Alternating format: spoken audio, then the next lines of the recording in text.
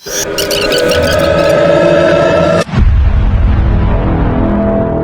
करा. आता तुम्ही म्हणसान की मग ते पाणी सोडायचं कुठं, ते त्या कंपनीचा प्रश्न राहिला. कारण की तेच पाणी आता जे गरीब लोक आहेत कोणते, जे तिथं भीक मागणारे नाहीत, मग तिथं राहणारे धरा, त्यांचे ते कधी ना कधी पाणी थोडं पिण्यात म्हणा नाही तर वापरात जातच आणि ते बिमार पडतात. आणि ते तिथलं ते माणूस तिथं पाणी पितंय म्हणजे ती किती गरीब असेल. आणि जर ते जर गरीब असेल तर त्याच्याकडे विलाजाचे पैसे तरी असतील का, विचार करा. आणि आता आपण म्हणू की भाई त्यानं गव्हर्नमेंट हॉस्पिटलला जायला पाहिजे, तर एखाद दिवशी योग जर आला तर मी तुम्हाला गव्हर्नमेंट हॉस्पिटल पण दाखवतो.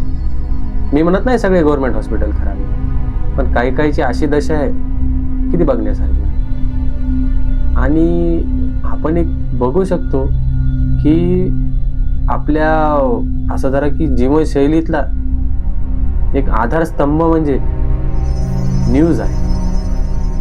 ती न्यूज इतक्या दिवस झाले काय का, तिनं कधी टेस्ट का केलं नाही का, तिची जिम्मेदारी नाही ही का, तिची एवढी जिम्मेदारी, यानं ही शपथ घेतली त्यानं ती शपथ घेतली, इकडं लढाई चालू आहे तिकडं लढाई चालू आहे, यानं याला ट्रोल केलं त्यानं त्याला ट्रोल केलं, याची इकडं धाव चालू आहे त्याची तिकडं धाव चालू आहे.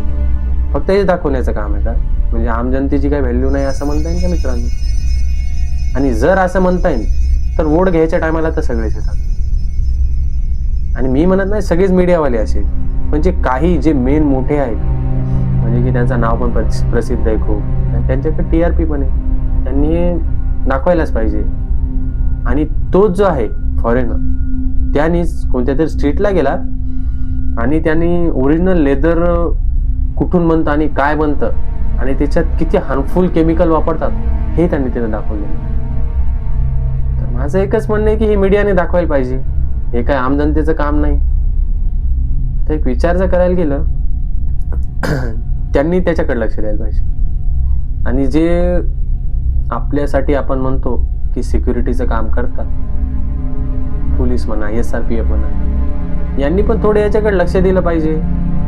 असं नाही कोणता मंत्री यायला थांबवा रे रोड, थांबवा त्यांना जायला म्हणजे की पटकन जाऊ द्या, असं पटपट लोक म्हणजे की त्या जे आर्मीवाले त्यांना असं नाही करायला पाहिजे. त्यांनी त्या गोष्टी सोडून या गोष्टीकडे जास्त लक्ष द्यायला पाहिजे. आणि ते पण झालं, एवढे मुलींचे रेप होतात त्याच्याकडे लक्ष द्यायला पाहिजे. आरोपी खुलेआम फिरतात त्याच्याकडे लक्ष द्यायला पाहिजे. आणि आता कसं म्हणावं तर नाही, पण लाजिरवाणी गोष्ट आहे की आपल्या एवढ्या मोठ्या भारतासारख्या देशात पण अजून पण रेपची संख्या ही वाढत चालली. आणि ती का, म्हणजे की तिचे गुन्हेगार आहेत ते बाहेर फिरायलेत म्हणून. ते बाहेर का फिरतात, पॉवरच्या जोरावर नाही तर पैशाच्या जोरावर. आपल्या सिस्टीम मध्ये 20 ते 30% जे अधिकारी आहेत ते विकले गेलेले म्हणजे कसे, पैसा फेक तमाशाने, पैसे दिले विषय संपला, तिथंच ती कारवाई तिथंच थांबवली जाते. आता आपण म्हणू शकतो कानून अंधा आहे, अंध्याचा विषयच नाही इथं. आता काही लोक म्हणतात की भाई छोटे कपडे नाही घालायला पाहिजे मुली, काही नाबालिक मुलींचा रेप होतो, तर तिथं पण त्या मुलींनी छोटेच कपडे घातलेले असतात का. मित्रांनो, हे विषय मानसिकतेचा आहे आणि यावर ऍक्शन घेण्याची गरज आहे. आपण काही देशांमध्ये बघू शकतो की चूक आणि धडण मुंडका अलग, तिथं चुकील माफी नाहीच. तर आपल्या इकडं का तसं नाही, आणि जर आपल्या इकडं नाही तर ते कधी होणार आहे, आणि जर झालं नाही तर हे रेप कधीपर्यंत चालत राहणार आहे, अशा नद्या कधीपर्यंत घाण राहणार आहे, अशी लोकांची किडनॅपिंग कधीपर्यंत होणार आहे.